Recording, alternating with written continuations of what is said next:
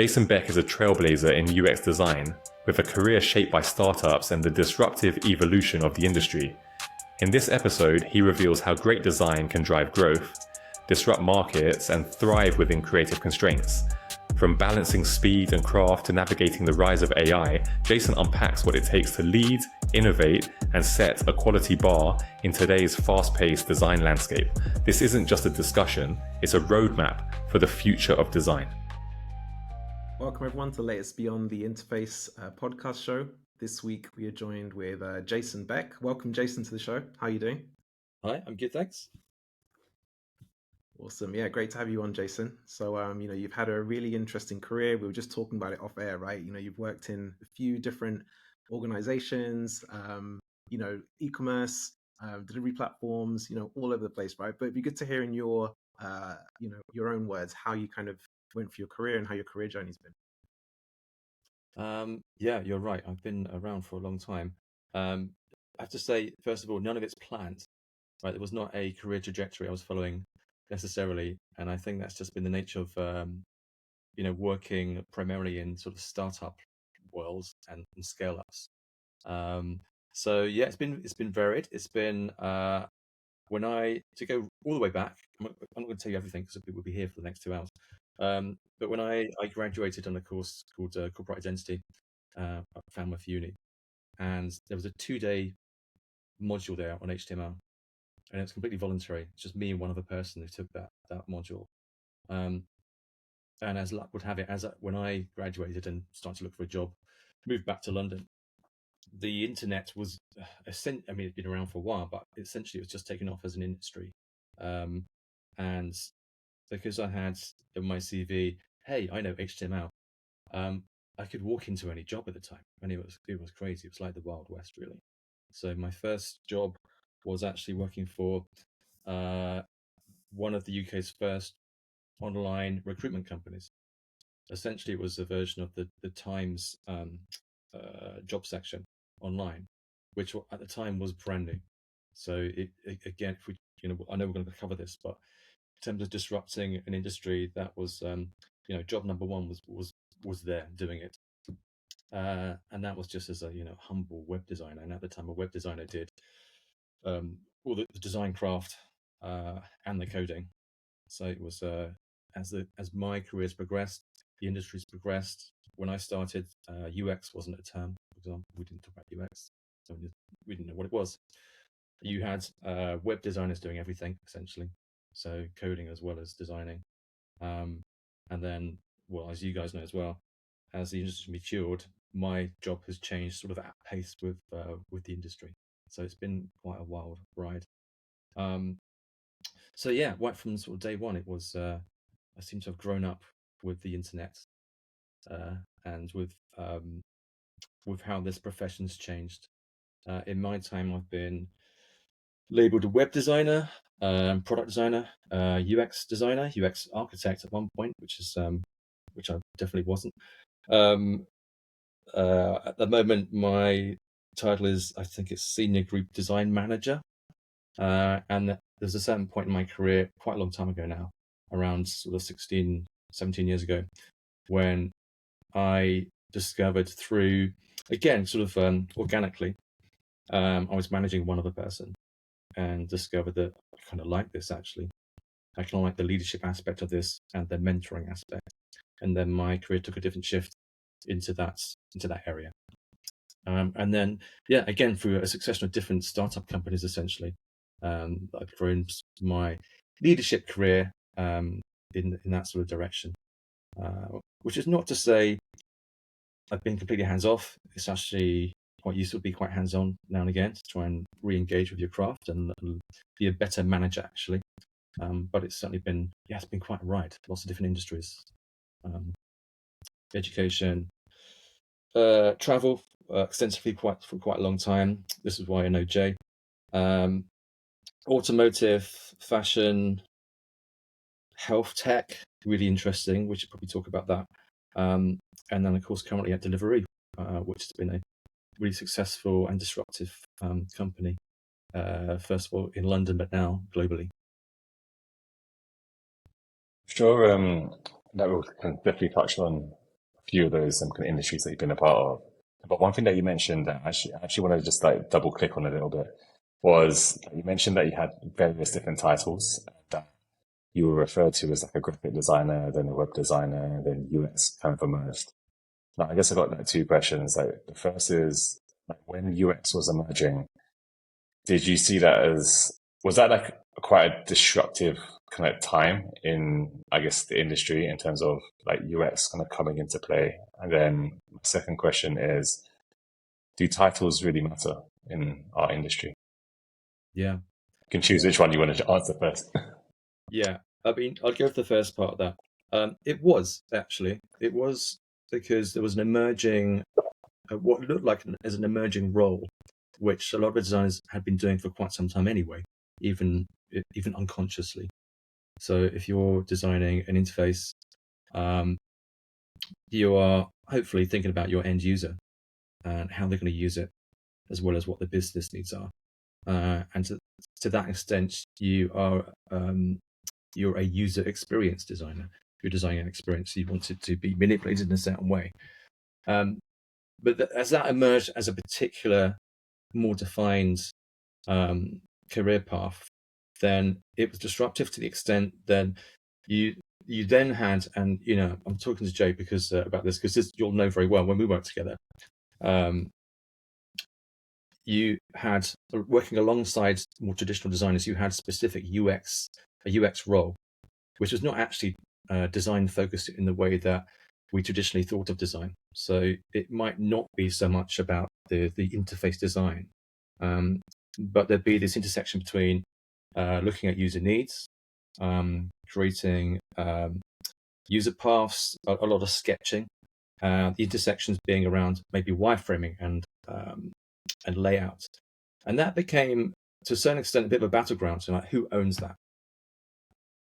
And that's a tension there between this emerging craft and this traditional craft, which I think took a while to settle down really and appreciate that both of those sides of the equation are learning from each other.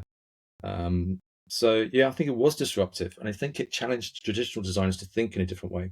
Actually, it was maybe a lot of us were a bit fearful, thinking, "Hang on, we've been doing this for years now, and now we're being told to do it differently." Or to add other aspects of it to the ways that we think. So it was disruptive, and I think it was necessary to disrupt it. I think it was good to start going deeper into user needs, thinking beyond just to talk about the title of the podcast, but what is beyond the interface.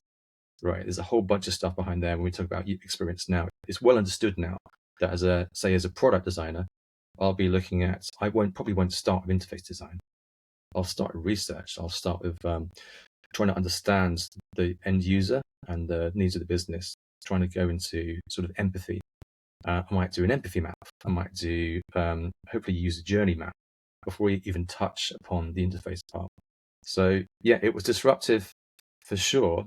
And it needed to be. I mean, it was the right time to think about, to stop thinking about websites and apps as pages, which I think had been, to some extent still is. We talk about a home page and screens as pages. So you've got this legacy from the print era.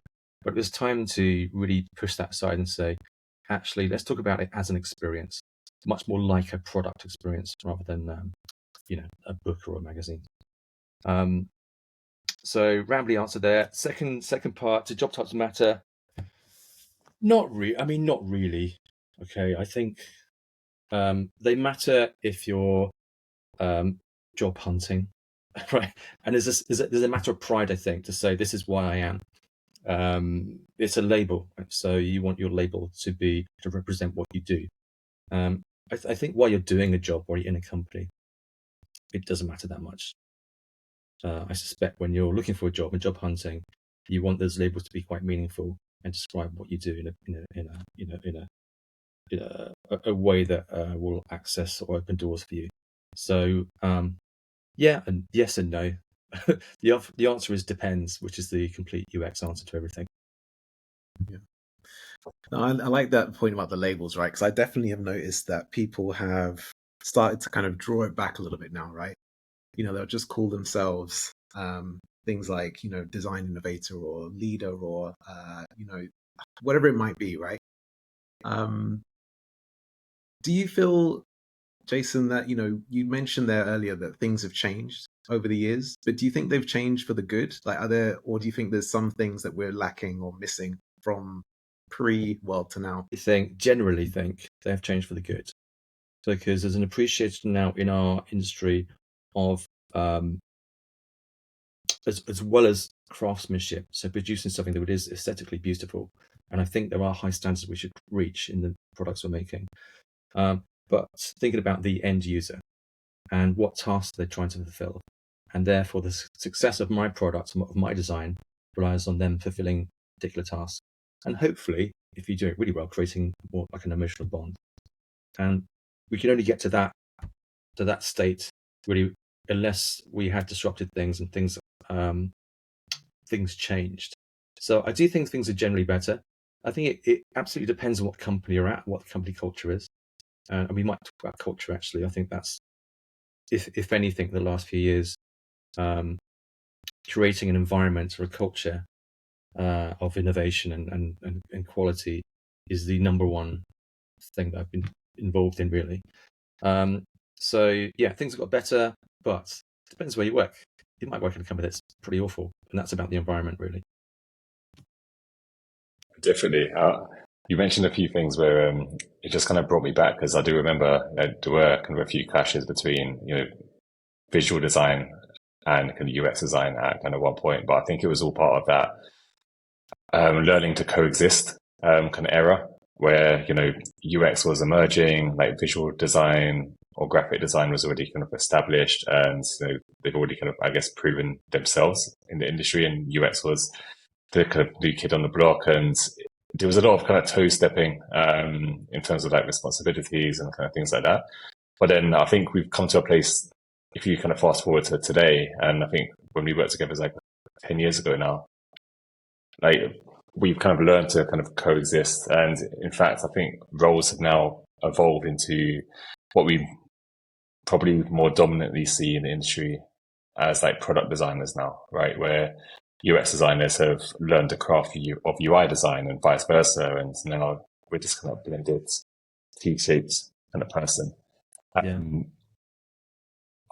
I guess like that kind of leads me to kind of ask, like, what do you think of that? Like looking back on kind of where we started and having those kind of distinct disciplines, and now today we've got very, I guess, kind of blended disciplines or roles. Do you think we're missing out on that kind of specialist kind of person within the team, or those specialist teams, now that we've kind of got this blended like product designer kind of model? Again, the answer is it depends. Now, I think I'd say working in product environments primarily the last several years,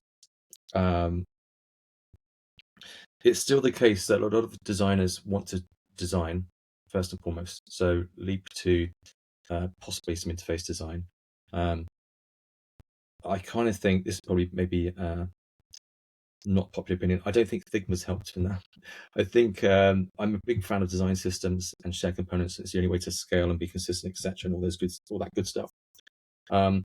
But one of the things I was at pains to describe one of my previous teams is that I don't want to see when a project starts. I kind of don't want to see your designs. I want to see some bit more about the thinking behind it. So again, it depends on the environment you're in.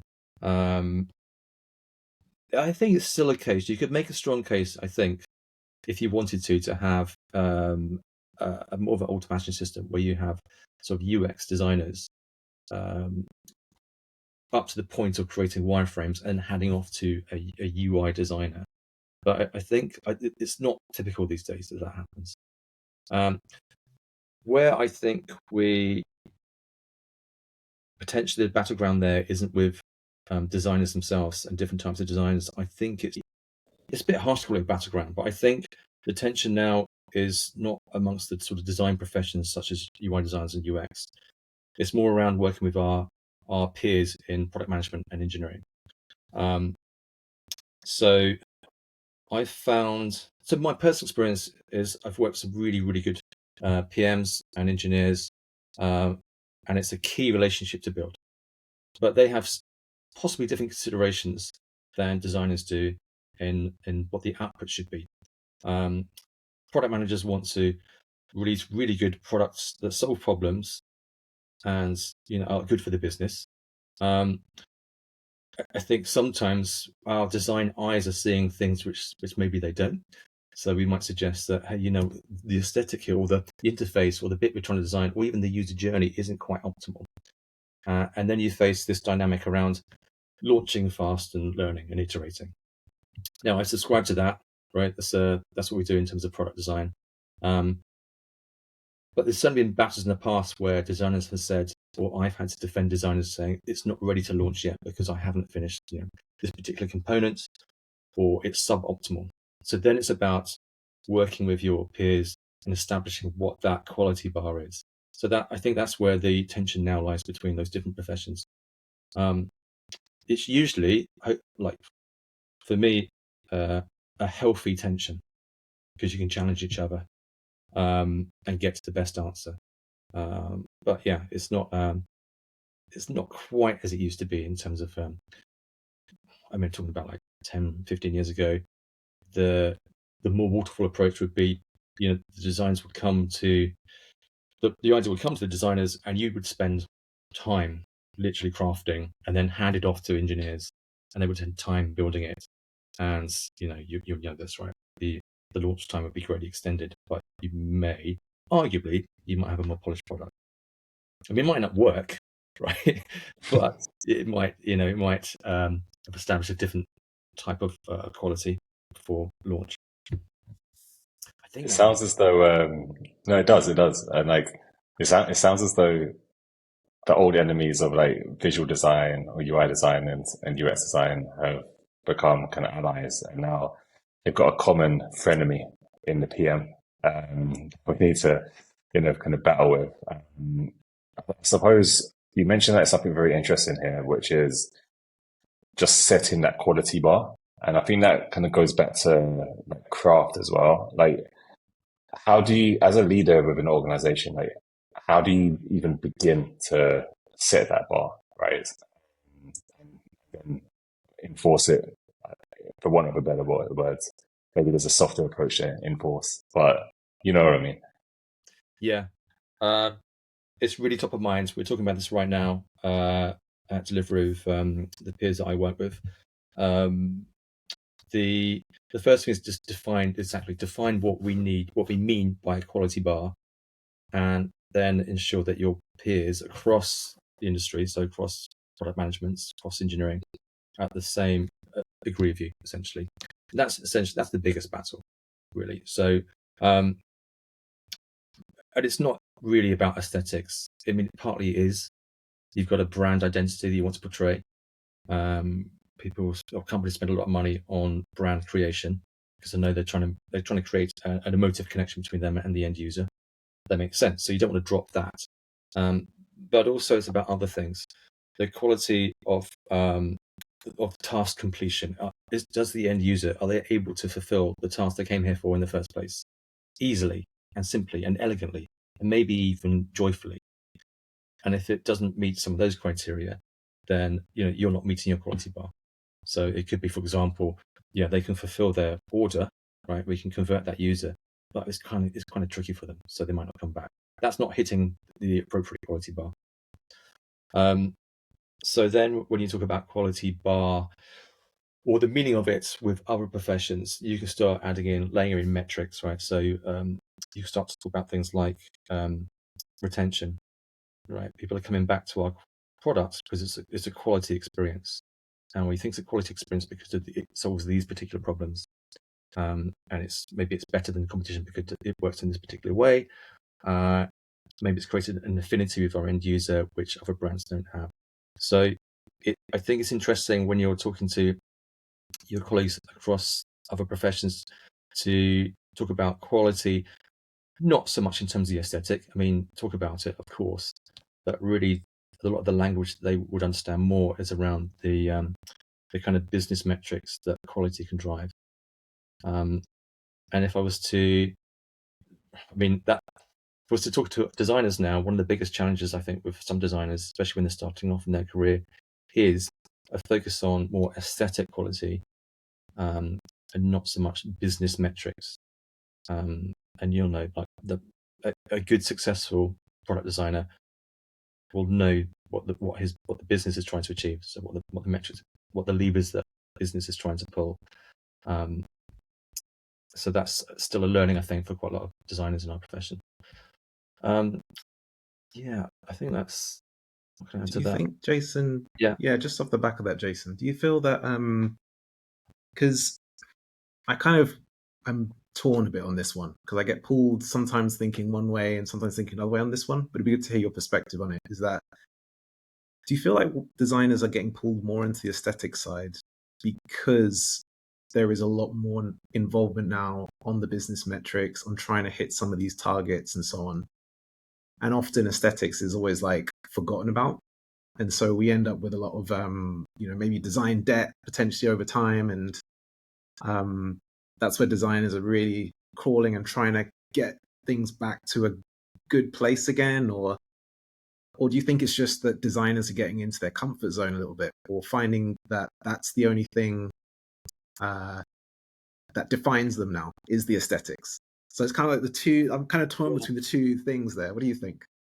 Yeah, I think for some designers that's true, and I'm guilty of that as well in the past. It's comfortable to keep doing what you're good at, right? If you're good at your craft, and it makes you happy, and we're going to be happy in our jobs, then you might zero in on the aesthetic side in your day to day. But I don't think that develops you from a career perspective or makes you a better designer. Actually, I think you need to be more rounded than that and think a bit deeper, empathize with the business and empathize with your end users, away from grabbing your mouse through a trackpad and creating a nice interface. So again, it depends. Like all these answers, it depends where you are. I can tell you that at Motorway, for example, recently, there is a big focus on design at the top table. So it's talked about at the C-suite level as a driver of success.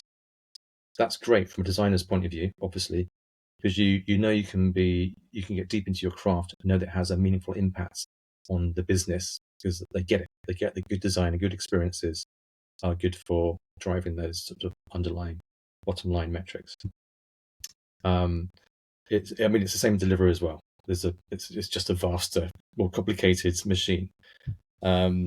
So yeah, again, Warren, it depends where you are. And I think a good designer, if you're lucky, you'll be in an environment where design is championed as a business driver and not just the whole make it pretty thing, which I hopefully you've parked quite a long time ago. Let's talk about getting design like a seat at the table, because you just mentioned, design had that seat at the table whilst you was at the motorway. And I've used the motorway product, and when I moved to the UAE, I sold my vehicle in the UK on motorway. It was a beautiful experience. Obviously, it was so smooth. You could tell that there's a high level of craft involved.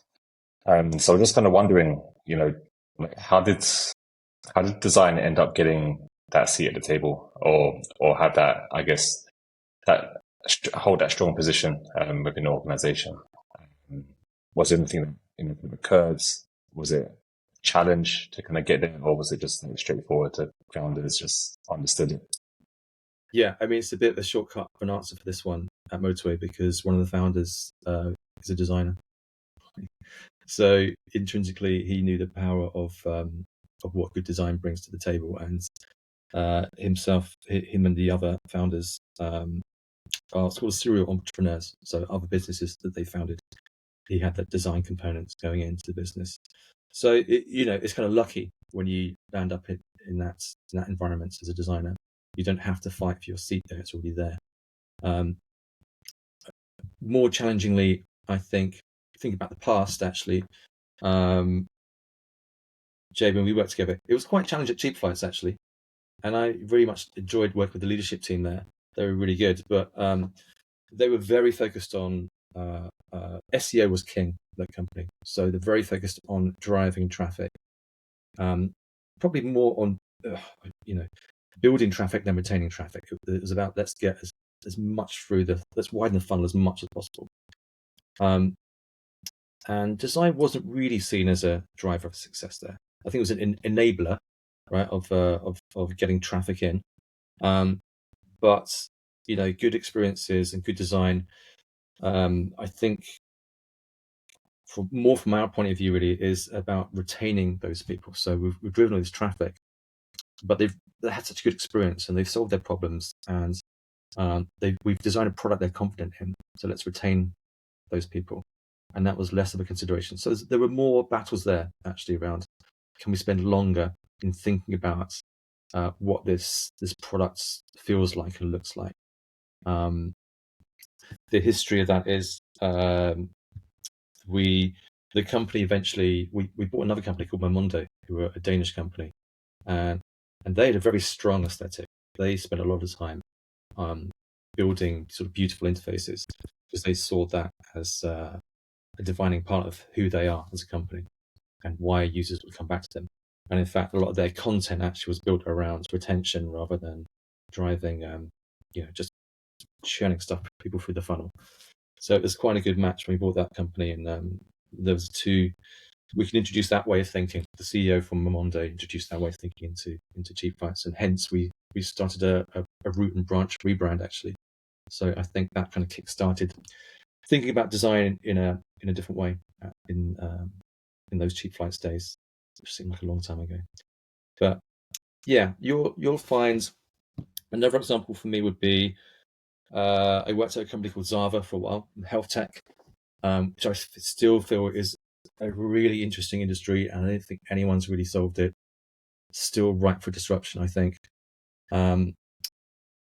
But quite frustratingly, there as a designer, there was not much of an appetite to change the design because it worked. It didn't work, and our argument would be it could work better. But I know, because I checked the other day, the homepage there hasn't changed for 5, 6, 7 years. It's not very good, in my opinion. I mean, it works really well, but their business model is not built around having a good-looking, easy-to-use product. It's about selling products and services, and I suspect, even though they're very nice people that work there, they don't see design as a powerful tool for leveraging better business opportunities, rightly or wrongly. So yeah, again, it depends, right? Who's the CEO? Do they believe in the power of design? I think to a certain extent, if things are working, it's more difficult to make that case. And I think sometimes we don't help ourselves as designers because it's quite hard sometimes to articulate what good design will mean to a business, other than longer term trends and metrics. So sometimes if you want to change things completely, kind of root and branch rebrand, for example, you need a lot of faith in the business leader to say, yeah, long term, this will make a difference. But there's ways and means to do that, and there's a whole industry around rebranding, of course, which does this all the time. Yeah. I think sometimes you have to see it, right? Like, because I remember walking into the kind of Cheap Flights office and just seeing those screens of like how many people we have on our website right now. Just seeing those numbers kind of go up, and everyone was kind of looking at them as the first thing you saw when you entered, last thing you saw when you left. And I remember when we went over to Copenhagen and saw the design team over there and what they were doing, and even just like the quality of kind of care that they were putting into that. As a UX designer, it actually made me think about things differently from a kind of UI and interaction design kind of perspective. And I think the same with leadership in terms of like, once they see something, then at that point they understand the value that it can bring. Whereas beforehand they just focus on the business, and if no one shows them anything different, then that's all. That's what they're going to go with, right? And Yeah. at the end of the day. Yeah, learn by showing and rather than telling. I think there's ways to, you have to find, especially with founders, they're rightly very proud of what they've created, right? It's their original idea. So there's a lot of pride there, and having conversations around potentially changing their idea, or changing even just to look at it, can be quite challenging because they're very emotionally attached to it, and that's as it should be. So it is about demonstrating the power of what a brand can do, and what the like aesthetically what your product brings. In the digital world, what we're designing is the only connection between the user and the product or service you're selling. So if it's if it's selling your car, for example, or if it's getting McDonald's delivered, the only thing that's between you and your end customer is what we design, so what you put in your hand. And I think once it's understood that that's changing, that is really powerful. Next year, for example, at Deliveroo, the theme of the year is growth, like growth, as Will Shu talks about it. We want to get back to hyper growth. Like, what does that mean? And to do that might mean doing some quite disruptive things. It might certainly means looking at the app, right? Because that is the interface between our end users and the products we're selling, which are, used to be restaurants, but now other verticals such as grocery and retail. So what we do on that little device, right? How we design that is going to have a huge impact, hopefully, on the growth of the company. There's other things that happen in the background, right? So there'll be teams that look at new partnerships.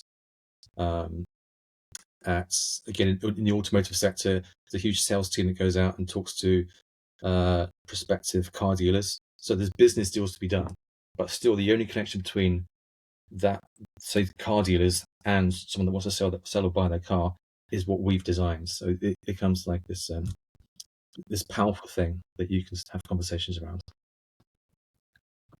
Yeah, and you spoke a bit about the disruption there, Jason, right? And how it kind of intersects with design.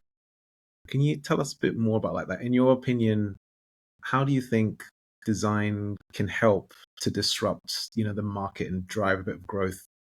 What are some of the strategies that your team, what could designers think of in ways to do that? Yeah. So the whole word disruption is interesting, right? Do you think? Because it's quite feels like it has to be revolution every time. It's like let's disrupt things, let's break stuff. I don't think it's quite that, actually, and I think we have a job as designers in helping to articulate what disruption could mean to a company. So, I mean, I think of disruption really as about rethinking established norms, or delivering solutions that change how people interact with your product. And it's not just about being different. It's really about creating a meaningful shift that might challenge the status quo. So I think disruption for us means, and what we can articulate to the companies we work in, I would say about putting people first. So having a deep understanding of our end users and user behavior, and how that can impact the business. So I would start off, someone said, hey, we want to disrupt this industry. I'd start off saying, well, let's talk to the people that you want to sell to or service. What do they want? How do they think? They would have a certain amount of expectations from what's already established, right? So that's a good sort of vector there to explore. And we could potentially fulfill what they want to do, but with a different expectation. So we could do it quicker or faster, more convenient. What's more convenient for them? That's disruptive. I think the other thing I'd add to that is we have to be careful not to, like, innovation for innovation's sake is also not helpful.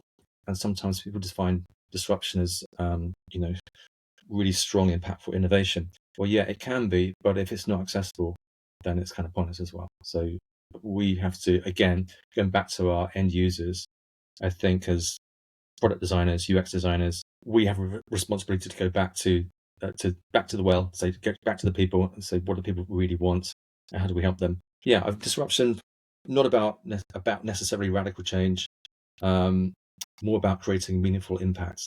And we're quite privileged, I think, as certainly as product designers, and being the people in the hot seat that can provide that. How do you create? How do you create? Sorry, Yeah, I think there's a point on the meaningful impact that you just ended on, because I remember when like Deliveroo was emerging, and like I spent a lot of time at the restaurants in and around like Warren Street, and all of these bikes started like popping up everywhere with their kind of blue branding and stuff. And at that time, that was extremely like disruptive, right? Like I think one of the first on the scene really kind of blew up the whole kind of food delivery. Is there still that like strong appetite within Deliveroo to disrupt? And are there still opportunities to do so? Do you think? Yes. I mean, bear in mind, I've been there now for I think 7 weeks, so still a newbie. But what I've seen so far is very much there's a strong appetite for change and growth and disruption, as we just mentioned, not in terms of let's break everything, more in terms of how do we create more meaningful impacts and more meaningful connections. How do we create a customer value proposition which is really strong and attracts new users and keeps our existing users. So there very much is an appetite for that. It's literally one of the themes for next year, and there's a few internal activities going on right now which are focused on that. With my team a couple of weeks ago, I ran a workshop on growth mindset. So some of it is very basic, right? What is our growth mindset? But really the longer term ambition there, I've got a few more workshops to follow up with that, is creating a culture and environment, as we mentioned this earlier, where growth and change is embraced because we know it makes a meaningful impact to our end users and therefore to the business. So yes, we're really embracing that, especially for 2025. So obviously, Jason's, with any kind of growth, disruption or anything like that, there is an element of risk sometimes that's involved with those kind of things. When you start to look at making big changes, how do you make sure that your team is set up for success with these kind of things, in terms of making sure the right research is done and making sure we're looking at the right things? Do you feel that design can have a strong impact on mitigating that kind of risk when doing growth? Yes, 100%. And I think just by our nature, we are usually creative people. So in terms of innovation and change, then we're almost kind of hardwired to think that way. There is always risk, and therefore we look, especially as sort of design leaders, to mitigate that risk. So two parts of this really. One is creating an enabling designs to thrive in an environment where they can be disruptive and it can be really creative and go wide, go wacky sometimes. We can always pull it back. The other side of that, say my role is to talk to other parts of the business and say, well, look, how far can we go with this? What's your appetite for risk? What levers do you want us to pull? We do work closely with researchers. We have a really good research team as well. So to a certain extent, we can look at risk in terms of what do we know about our end user already. Do we have data that indicates how they might be thinking? But also we can commission research, and that might be sort of generative studies, or you'll know all these methods, right? The whole gamut of testing, right from moderated tests through to just A/B testing with segments. So there are obviously product ways to mitigate risk. But really, the core of that for me is just suggesting to the design team, don't worry too much, right? Be very, very cognizant of what we're trying to do as a business, but don't let it stifle your creativity. And nothing you do will be that bad, right? If it's that bad, we just won't release it. But I don't think you can start off with a handicap. in terms of disruption and creativity. And having that environment, that safe environment, is literally the most important thing. And in terms of what my job is, and what I've done at companies throughout the last few years. Does that make sense? Yeah, I really like those great points there, Jason, to kind of take away, right? I love that point around actually asking the business, right? What is your appetite for risk? Like really thinking about, hey, we've got a few different solutions here. Some of them might be a little bit more risky than others. Some might be a bit far out there, but I think those constant communication from the business is key, right? And as you mentioned, like really keeping a view on the goal, right? Like what's the main goal we're actually going after, and making sure that we're kind of adhering to that, right? Yeah. I was trying to think, like a small example would be at Motorway, we produced while I was there, we produced a brand new product we identified that there was a part of the process after you sold your car, where someone comes to pick up your car from your driveway and takes it to the dealership. And that bit, that's kind of broken because we're relying on third parties or someone from the car dealership who will turn up and inspect your car.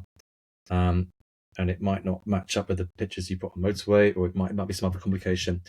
And they might have varying methods of going back to the dealership, and there may be some protracted negotiations which happen on the driveway, which are quite painful. That's not the journey we want to create. We're trying to solve problems, not create new problems.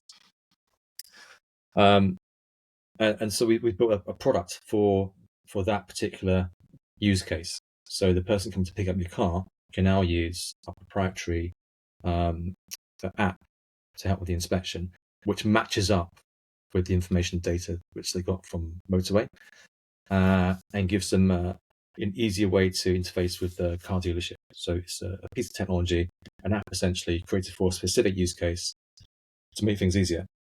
Now, I know from the car dealerships, they're all very different, big and small. Some of them are very paper-based still. They're relying nice. They've got printers, and they want things printed out, essentially, especially around car damage and condition. And we're trying to get away from that, right? How do we get things more electronic? So the original iteration of the product we built had a component where we allowed where the information was still a PDF essentially, which they'd have to print off and bring. But quite rightly, sort of a sort of leadership pushed back at that. So that's not disruptive enough. Right? We're trying to change this industry. We're trying to drag them into the 21st century, and having reams and reams of paper for these inspections is really not what we're trying to do. We might be creating we might be keeping the status quo essentially, so not really solving the problem. So in that case, it was the business itself saying, be more risky, be more bold. Don't worry about the fact that you don't want to disrupt the status quo. Go and change it. So I think going back to every answer I've given so far, it depends on the environment you work in. But hopefully you're in an environment that wants to challenge those things. Just want to kind of go off on a slight tangent, but still close to the theme. Like in this world of design systems that we live in now, do you think that we're still able to disrupt given those constraints? Do we have to kind of follow this kind of scalability kind of model and make sure we're kind of reusing components that already exist, all this kind of stuff? Do you feel that that's hindering our kind of creativity or kind of how we can disrupt, or do you think it can assist us to do so? I think that's been hotly debated at the moment. I've been a huge proponent of design systems in the past, and still am. Actually, they're the best way still to scale at speed and to ensure consistency across the product experience. And they make a lot of business sense as well as sort of user sense. However, what I've seen some designers do is just lean on that all the time. So you've got your ready-made library of components, your Lego bricks essentially, which allow you to build, design different things very rapidly. But because you have them there, there's a temptation not to do something new or different. And these days I've been encouraging designers to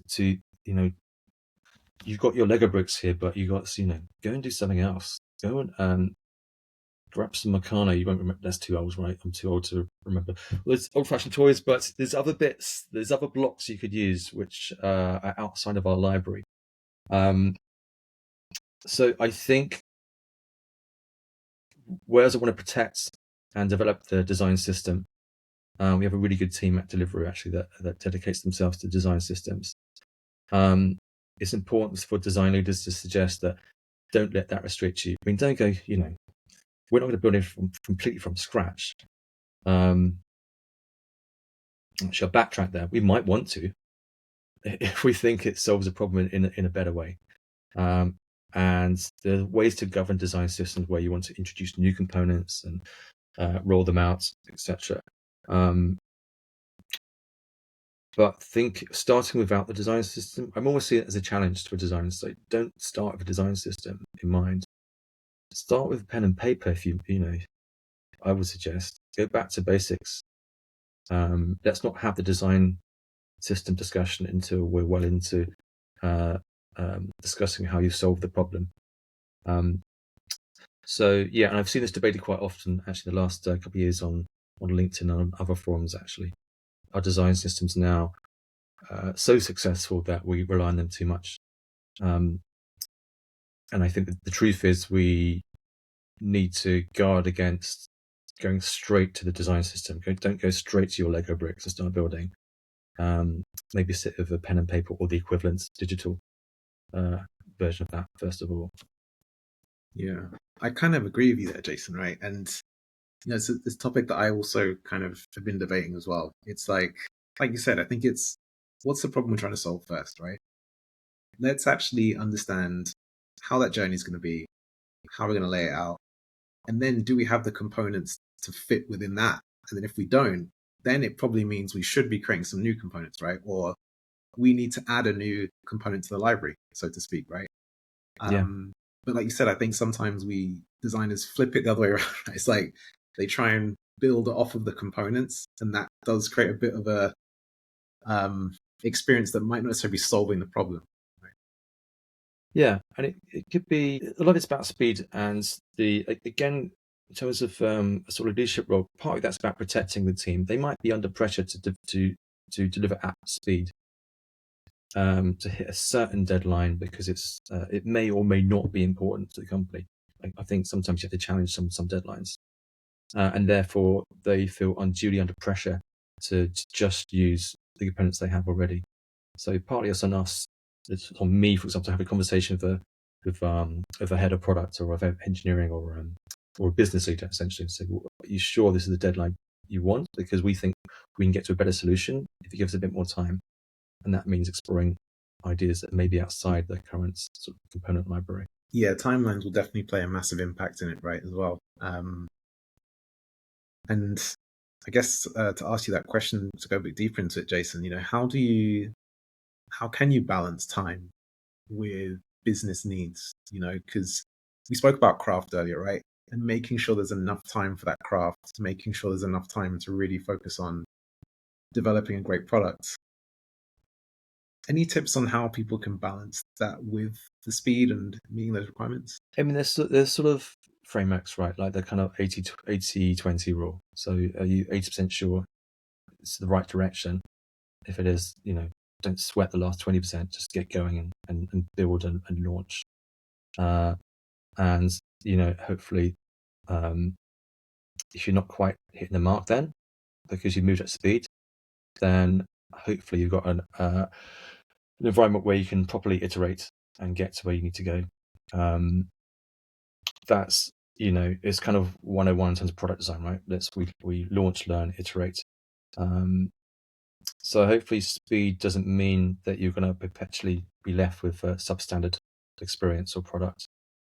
I mean, God, having said that, how many times you've been told something's a version 1 and it just stays a version 1 for years? So it's our challenge again to start pushing the business saying, hey, this was just iteration 1. We launched on particular dates because we want to come back to it. But what I would do and what I have done in the past is you can challenge deadlines. So I don't know as a designer if there is something outside of my realm where there's a specific date we have to launch on. Sometimes it's about coinciding with a marketing launch, so we know that actually that's a mark in the sand. We have to do that. But often I've found that it's not quite the case. It's just that someone's made a promise somewhere to someone in the business. Hey, this will take 2 weeks, and really, it's a sort of a false deadline. So I wouldn't be afraid, even as a sort of junior designer, I wouldn't be afraid of just asking the question around deadlines. How fixed are they? The flip side to that is also, as a design leader or any kind of business leader, is some designers, and I've done this in the past as well, are so into their craft that you're never going to finish, but you want it to be so perfect. You just want an extra week to polish things up. And that's when you got to look at yourself as a designer and think, well, this polish I'm adding now, what does that mean for the end experience? Am I spending a week to make it 1% better? So there's a sliding scale there. And I think you kind of learn by experience about when to call it a day and say it's done. But lean on, design leaders, other business leaders as well to help with that. But yeah, I guess my overall takeaway from that, Warren, will be challenge deadlines. They're not always as fixed as you think they are. Think about have in mind the 80-20 rule. Is it 80% ready to go?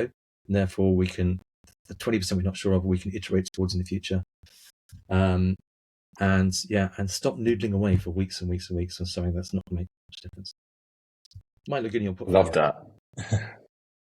No, I do love that, because I don't think we think about that enough, that when we're given a deadline, that actually a lot of these deadlines are arbitrary and they can just move, and just challenge, push back. And I think the rationale that you gave in terms of we can make this solution much better if we have X amount of time to be able to deliver. So ultimately, it puts the onus back on them to make a decision as to, okay, do you want something quick now that might not be the best problem, or do you want us to spend more time to think about solving the problem so that we come to a kind of a better solution? I think that could be kind of quite powerful, especially for, I guess, kind of younger designers or designers who are kind of newer in their career, who don't necessarily kind of understand because they haven't been in the industry long enough to really understand how the game works.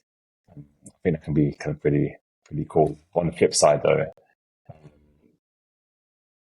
designers can procrastinate on the details for too long. So we kind of do need something looming over us, or at least kind of I do, to make sure I get the job done. So it is a bit of a conundrum, because how do you kind of go about it? I think deadlines do have a purpose, and I think they are probably a tool that project managers, PMs, even owners, founders probably do use that as a tool to just kind of get shit done, but it doesn't necessarily mean that they can't be moved kind of in the short term. So I think that's definitely very kind of powerful. How would you kind of encourage designers to kind of stay kind of creative?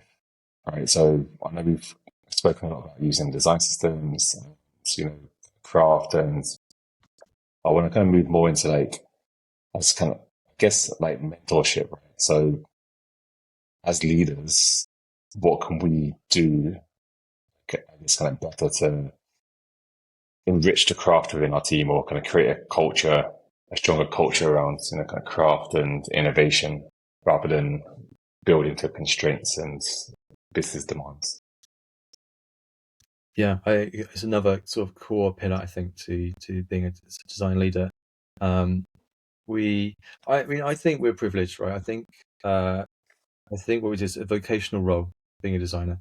So we're lucky to do the thing that we love, and make a living out of it.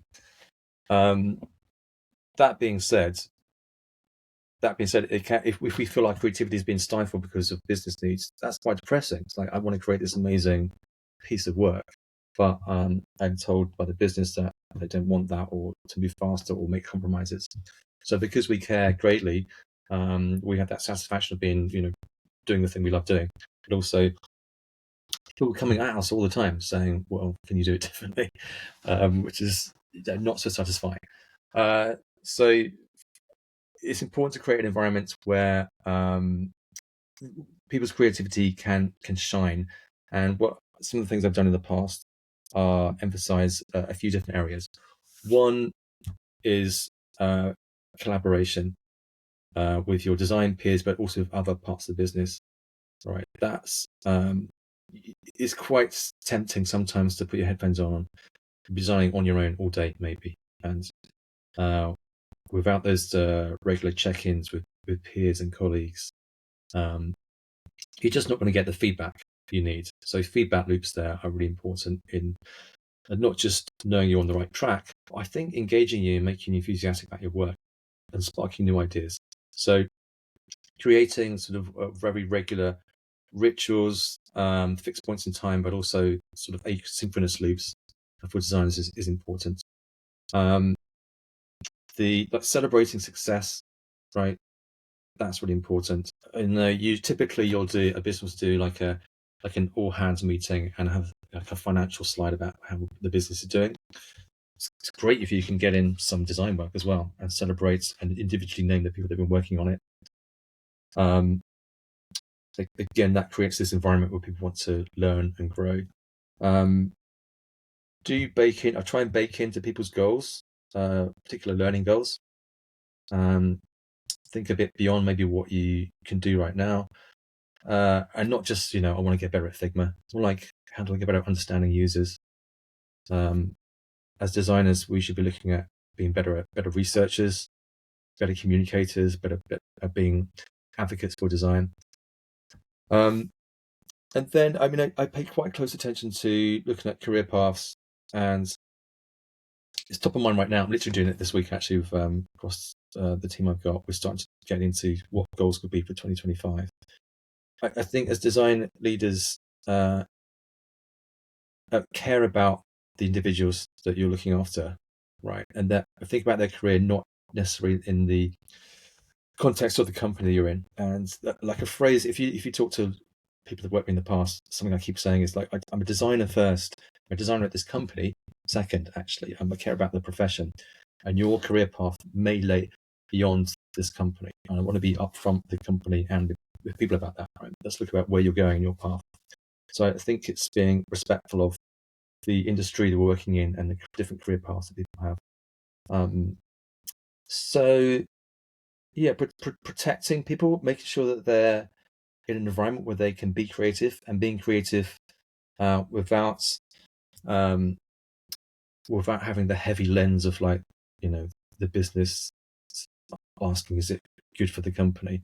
I'll take care of that. I'll have those conversations with other people in the business. So yeah, again, a lot of it comes back to environment, and creating good and clear sort of career paths and feedback loops with people.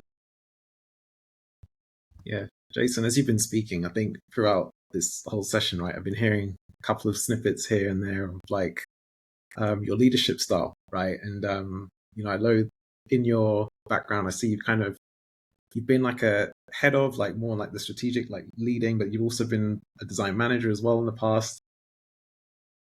How would you say your leadership style is now? Because you mentioned there about protecting the team from the outside. Does it have an element of that in it, or how do you feel that great leaders should operate in the current state of play? Yeah, you're right. It's I think a lot of my role is about nurturing and protection, which makes it sound like everyone's dad. But I am a dad, but there is aspects of that to the role. Another analogy is anyone that's worked for me will start laughing if they hear this, but I sometimes describe my job as like a football manager. Hands up, I'm a Liverpool fan. So I don't score the goals, right? I create the environments and build the team that score the goals or save the goals or play on the pitch. But they wouldn't be able to do that without me protecting them and training them and nurturing them. So very much my job is, again, creating this environment where people feel that I can get the best out of people. That means looking at them individually, but also as a team. Are we hiring the right people? Are they the right fit for the rest of the team? Are they adding to our culture? If we do that, if I do my job properly, then they're going to score loads of goals. Right? But me personally, I'm not scoring the goals. But I take great satisfaction when we do, have a hit, have a win. A little step back from that, just there was a time just as COVID hit, where I was just out of a job and had to take I didn't have to take it, but a job turned up, which I thought I'd better take it because there might not be anything out there for the foreseeable future. And part of that role it wasn't a head off role, actually. It was a design manager role, but it was heavily hands-on. And I hadn't done that for quite a few years. That was quite scary. I had to learn Figma, which I hadn't used in the past. Now, I actually found that hugely beneficial. And something I would say, advice I would give to people is, we started off earlier on talking about job titles or descriptions. Taking what is perceived to be a step back is sometimes the best thing you can do. And I found it the best thing I could have done at the time. So I went from leading a department of, I can't remember, maybe up to 12 people, which was a strategic role. And it was about managing and hiring and all those good things, which I love. But suddenly, actually, I managed, I think, just 2 people and had to split my time between that side and actually rolling up my sleeves and designing again. And it was kind of terrifying. But I learned so much from doing that. And it's made me now a better manager again, because I was back there. I was back up, I was back on the pitch, if you like, thinking, gosh, this is actually quite difficult. And it gave me a much better appreciation of the people that I now manage. So yeah, my management style is about nurturing, about protection for sure, about development, encouraging. So all the good stuff you'd get from a teacher, a good, say, football manager. But an appreciation of the hands-on work that goes on day to day is really beneficial as well. So sometimes I have got it open somewhere. I've got a Figma playground that I use to mess around with some stuff. I'm happy to sketch things out and use that as a way of explaining to people what concepts and ideas are. So I think what I learned during that period was it's quite good to still be quite close to the craft, because it will make you a better manager.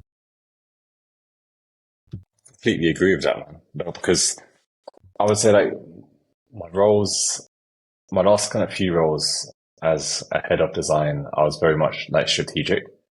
And one day I realized that I was applying for jobs and stuff. And I realized that all of the work that I had to show wasn't my own. I was a part of the strategy and the business side of it. But in terms of like the actual execution, I can't say that it's actually got my hand on it. And that's something that really like grinded on me. And it made me just kind of go back into the tools, like pick up Figma, start, kind of learning all the latest updates, what's been going on, and how to kind of become extremely kind of fast at using Figma. And then fast forward to my role today, I've got more of a kind of a hybrid position, and I'm still kind of strategic, but I'm still very kind of hands-on as well. And I'm in the tools. And that last statement that you made in terms of you feel like it makes you a better manager, like literally there were instances, like I've got a Figma file called like Jay's Dreamland, for example, right? And I'll play around in there and all that kind of stuff. But like, I can actually dive in and collaborate directly with my team. So when they're working on things, I can duplicate something and start playing around with it, and they can do the same in my world as well. And, we have conversations about it. These are conversations that I've never actually had before when I only had that helicopter view. So I feel like it's good to have that hybrid of like being above ground, so you can actually give them the cover that they need and give them that sense of direction and how to navigate around the organization. But it's also good to like come down and just join them on the ground, and be a troop and be in that kind of battlefield and figure things out together as well. So yeah, I'm really glad that you touched on that, because it's something that I strongly resonate with in the last 18 months or so. With things like Yeah, exactly my experience, Jay. And I think with things like design crits, right, they happen every week. And in a design crit, I want the other designers to think of me as just another designer in the room, and not, a more perceived, more powerful voice where my opinion is weightier than theirs. I have to be seen as someone I'm just a designer, guys. I'm just got this opinion, it's as strong as your opinion. And if you can demonstrate that actually you are still connected to your craft, I think you'll enable easier conversations in that respect. I don't want to wade in as halfway through a crit and go, I think that should be blue, and then leave. And I won't have that respectful connection between the people I'm managing, and them thinking of me as okay. It's okay because he's another designer as well. So I think it's day to day. It's really useful to have that sort of that closeness to the to. Yeah, I totally agree. I think, especially what Jay said there, it's like having that right balance, um, not being too far removed, but also being close enough. But yeah, just on the crits though, Jason, I really like the point that you mentioned there, right, about kind of giving that feedback. I was speaking to a fellow design leader about this as well recently, and yeah, I mean, he's kind of struggling because he wants to be involved, but they do see him as a bit of a hippo, right? The highest paid person's Yeah. opinion, even though they're his team and you got someone well with them, right? I know you gave some tips there around still letting them see you as part of the team, but I don't know how do you recommend that any other ways that leaders can feel more connected to their team, in the day to day, because it can happen where you're so focused on protecting them from the outer world that you don't get enough connection with them on the day to day. How do you kind of balance that side of it as well? Yeah, it's a good shout. I think a lot of it's sometimes learning to shut up. Right. I mean, I can be very vocal in crits because I'm enthusiastic. Okay, what about this? So it's been very cognizant of how you come across in those situations. And you'll find if you keep talking, then naturally people are going to shut up. And eventually, every time you go to that particular event, say it is a design crit, you'll have the same people speaking and not the other people. So it's good, especially incumbent, I think, on design leaders, but also the more experienced designers in the room to actively look at who's not talking in those events and ask them questions and check they're okay. Right? It might be like, hey, I don't want to name anyone personally, but you pick out someone in the room that maybe has said something yet, and ask what their opinion is. At the same time, the other thing we do as design leaders is we have one-to-ones with people. Then it might be that you'll have people that don't want to speak up in design crits because they're just not that comfortable, especially if there's more than sort of 5 or 6 people there. Our opportunity as managers and leaders is that we can have those one-on-one conversations with people regularly and make them the most important meetings in your diary. My kind of rule of thumb is when people start, if they're quite new in their career, I will have a weekly one-to-one with everybody. A bit more experience, and it might move to bi-weekly or even monthly, depending on what their needs are. So pay attention. Sometimes shut up and listen, especially in bigger meetings when you might come across as like the hippo, as you mentioned. But also use your time effectively in those one-to-one sessions and make them really important. It's quite easy to let them drift sometimes. I think, well, it's just a catch up. We move it till next week or the week after. Don't do that. I think we've got a responsibility to maintain that one-to-one connection with the people that work with us. Yeah, definitely. Like retaining that connection, right? And the one-to-ones, definitely a great way as well. Totally agree. And yeah, I also think just the culture side of it, right? Jason, you spoke a bit about culture as well earlier. Another thing that I also noticed that we did speak also about the biggest battle nowadays for designers is product or engineering. Kind of making sure that there's enough their voices are heard with those teams, right? That can affect the culture, though, can't it, Jason? How do you navigate keeping a good culture in your team when there's so many outside factors coming in and derailing morale slightly, or derailing the way that team feels about how they're working in the organization? I think I would suggest at that point, it's for us as design leaders to really build strong connections with our peers in product management and engineering and other professions like maybe data or research. So at that management tier, it's really important for me to be really close with our product leads. That Motorway, for example, I was head of design there, and we had at one stage 3 heads of product, 2 heads of engineering.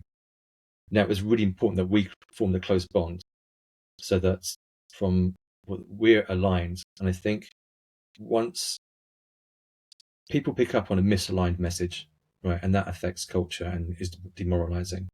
So at a certain level, that tier above, it's important for us to have regular meetings and be aligned. Even if we disagreed, we disagree in the room together and not with the message we were sort of sending downwards.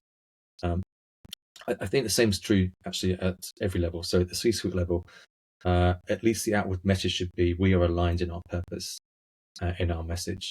And I feel that's where disruption often happens, where there's misalignment and confusion, and people, saying, well, I hear one thing from the head of design, another from the head of products. No one seems to know what's going on. I'm not confident in the company anymore. I feel demoralized. So I think I'd answer that, Warren, by suggesting that each tier, right, has to present a united front and be aligned at least outwardly in terms of the messaging, and that can help protect and guard against anything too demoralizing. I do think from a culture point of view, your design culture is different. From an industry point of view, your engineers may have a different type of culture than a design culture, and that's fine. It's more about the company level, how you discuss it and align in that particular way. So yeah, there's a job to do there. Look after your peers as well as the people that report into you and the people above you. It's quite a tricky position when you're in any kind of head of a management level, as you'll know, right? You're managing up and down at the same time. This can be confusing. How do you get to that alignment where you're synchronized with product in terms of the message that you're conveying? So first of all, I think you'd have to agree that you agree, even if you disagree on things, that the outward message should be that you're aligned, even if you're discussing things. So it should be we haven't agreed on this yet, but we both agree this is the way forward. There should be common goals, right? So there should be like in terms of what we're trying to do as a business, as a company, as a function, when you're setting your strategy for the year, different companies will go through that process differently, but then it will be set. It's like, this is our trajectory this year. This is our vision. These are our top level initiatives. This is our strategy about how to achieve them. And that can take weeks, but essentially once you have that set, and an output might even be just an artifact, might be a slide deck. But once you have that, and that might take weeks to agree upon, it should be agreed. And it should be like, guys, look, this is what we said we do. So therefore we are aligned. And also it should be transparent. It's not a lot of things that I can't think of too many things apart from very sort of deep financial information you wouldn't allow everyone to see. So having agreed the common goal is the first step. Let's agree where we're going. Having tactics around how to get there. So what is the strategy to get there? Could take some debate, but that's important to have that debate. But once it's there, it should be like we've agreed that we are aligned now, and therefore the messaging should be the same across the teams. I think you'll know this working in business. Things do pivot, things do change. I think it's important to have those discussions really quickly and openly with your colleague, your peers, and then agree on what the message should be and how to deal with that. Communication is always key, right, Jason? It's like, I know it sounds so basic, right? But it's usually always like the root of all problems, right? Is the lack of communication, right? The lack of like discussions, or regular catch-ups, or Yeah, transparency, like you mentioned. I mean, the best leaders I've worked with in the past have been open about the mistakes they've made and said, I screwed this up, and uh, and then said, well, this is they've owned their mistakes, and I think that's a good quality for any leader. Like we were aware of people that try to shift the blame to other people, because as soon as you've done that, you can move on. You say, I got this wrong at any level. I'm talking like from C-suite downwards. Like the CEO can say, the good ones I've worked with in the past have said, I got this wrong. This is what I've learned from it, and this is what I'm going to do different in the future. So yeah, communication is absolutely, it's the key for a lot of things, right? And I think transparency and owning your mistakes are good qualities to have. Are there any examples of like mistakes that you may have made in your kind of career from a design perspective? Like things that you or the team kind of worked on, you were really kind of confident in it, and then maybe it just didn't work out, or maybe like relationships in the workplace that you could have navigated better. Any examples that people to also learn from and avoid the same mistakes? Yeah, I mean, I don't want to get too personal with people I've worked with, but I think I've a couple of occasions I've mishired, and that's on me. It's not the person I hired. It's on me. I just didn't spend enough time or got too enthusiastic with a particular candidate. I thought, yeah, they're a rock star, without giving it proper due diligence. And this has happened. I'm not going to name names at all, but it's definitely happened twice in my career, where it's just caused problems down the line for the company, for me, and for them especially. And that's why I feel particularly bad. There's someone I hired at a previous company several years ago who was really good. He did like TED Talks and lots of stuff on YouTube. So came across, I was a bit kind of in awe of him, thinking, wow, this guy is like an industry superstar. I didn't really pay close enough attention to the actual role we were hiring him into, or the environment, and it became quite disruptive. Actually, I wouldn't say he was disruptive, but it just wasn't it wasn't the right fit, and eventually we all kind of parted ways, which is painful and uncomfortable. And I reflect on that a lot, because that was on me. I should have dug a bit deeper, and not have been a bit too. So I was a bit like in awe of this amazing, very visible designer. So yeah, the lesson I learned there was to spend more time. Also, listen to your gut sometimes. There was probably a bit of me thinking,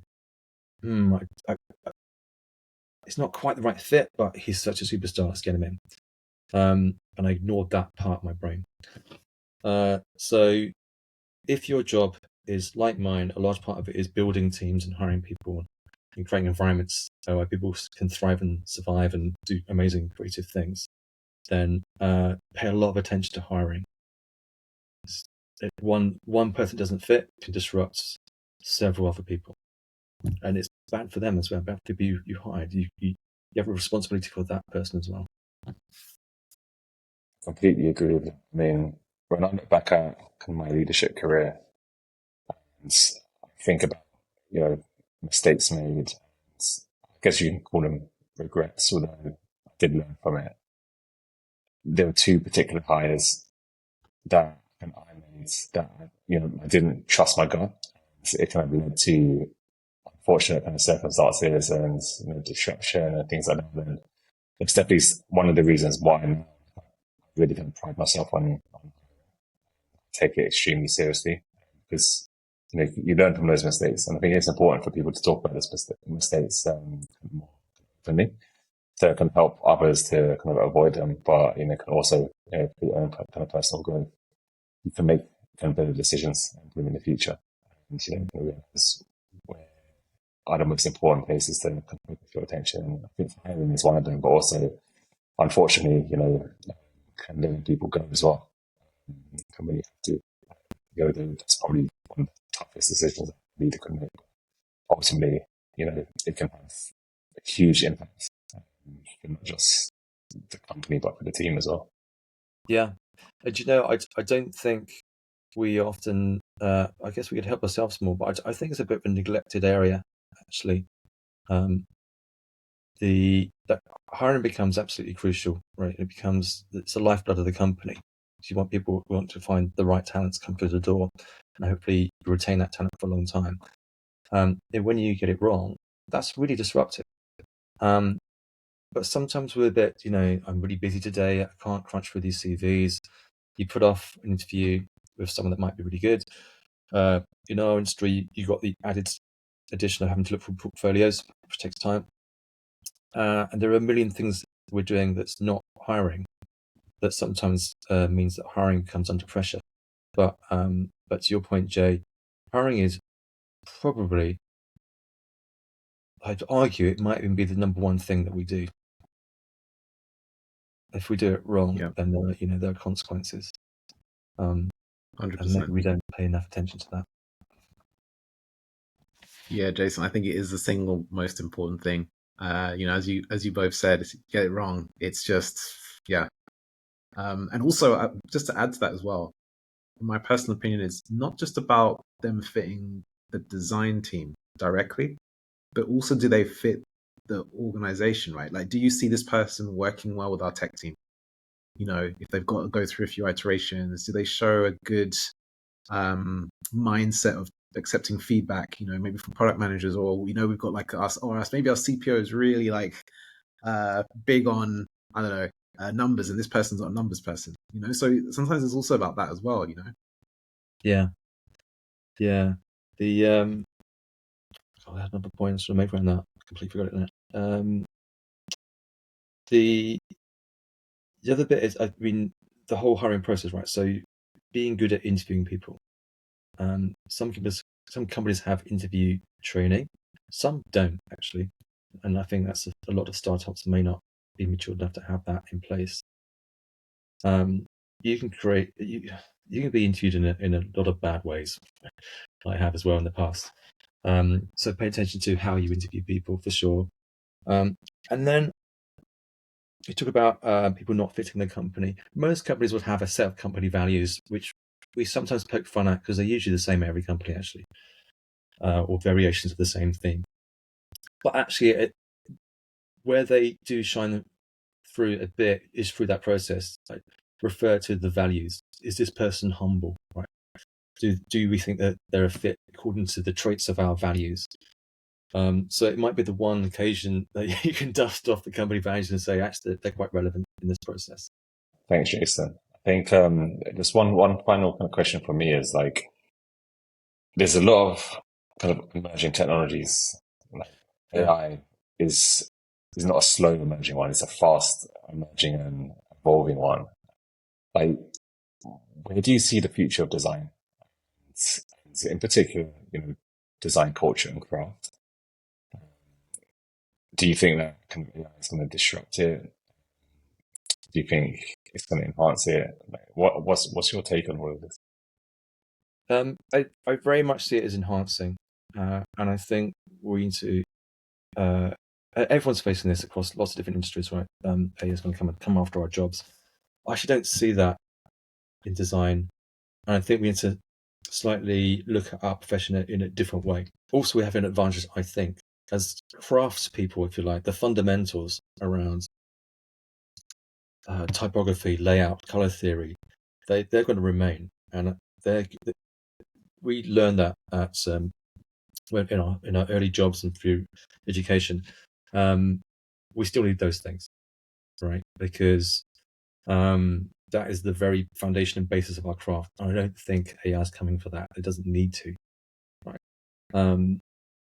But things that we score over AI and might have to shift the way that we work would be, rapid iteration of ideas, a springboard for creativity rather than a barrier to it. I'm using AI quite a lot in terms of design management at the moment, actually. Not least going back to hiring in terms of creating sort of job descriptions. I think in terms of sort of UX design, AI is good at identifying what could be patterns and trends, but what it is less good at doing is the empathy side of that. So there are good learning models where we can examine like large data sets, for example, and AI or large language models can interpret data and really extrapolate and make links between different sort of patterns of data and insight. That really helps us as designers. But I don't think it's quite yet in terms of the actual empathy. What does that mean from an emotional context with people? And we can still provide that connection. The other thing with AI, I mean, experts might shoot me down with this. AI is learning all the time. It's learning from different rules. One of the things we still have, I think, as humans, are that we're quite happy to break rules, and that's how we innovate. Actually, that's the core of our sort of innovation methodology. We've got these rules we want to follow. We decided not to do that, and I'm not sure AI is there or can be trained to think in that way. So we still have that in terms of the innovation side of us as designers and craftspeople. And I mean, I guess the third thing might be from an ethical point of view. Do we want to design things? Are we humans designing things for humans? And is there in the future is that an emerging advantage even in a business context? If we're having AI-driven solutions for everything, are those the best solutions? I don't know. Things to be answered in the future. But I see AI as a huge help in terms of driving insight, examining patterns and trends in the ways which will take us like maybe years to do, and using it as a springboard for creativity in certain aspects. But I don't think it's coming. I don't think AI is coming for the design profession. I think it's a pretty powerful tool we can use. No, 100%. Like, I've never heard that point of view before, actually, in terms of AI follows rules and humans tend to break rules. And I think, especially when you apply it to the creative industry, and it's actually an ethos that I follow, actually, is that I think rules are there to be broken creatively. I mean, I hope that AI never learns how to break the rules, because, I mean, then they're definitely in trouble. But if we kind of take that mindset that they are very kind of rule driven and focused, then we should all be as assured that our jobs are safe. I think that, it's been kind of great having you on the show and like getting your kind of perspective on just all things like craft, leadership, like culture, like all the cool things that you've done, all the stuff that you're kind of thinking about and to Deliveroo as well. If anyone wants to kind of get in touch with you, off of anything they've heard on the show, or like, how can they to reach out to you? Like, what channels are you using on social media? I mean, I'm on LinkedIn, so come and find me, Jason Beck at Deliveroo. Should be easy to find. Yeah, I'll follow back. Right, I'm one of the goodies. If not, I mean, it's jason.beck at deliveroo.co.uk. Reach out. We're really happy to connect with people. I do some mentorship programs as well, so to get in touch, really happy to. It sounds a bit philanthropic, but at the stage of my career where I really enjoy just giving back. It's just I've been around a long time. All I've got is age on my side now, so happy to get in touch with anyone. Awesome. It's been great having you, Jason. Thank you for coming on the show and sharing your perspective. No problem. Nice talking to you guys.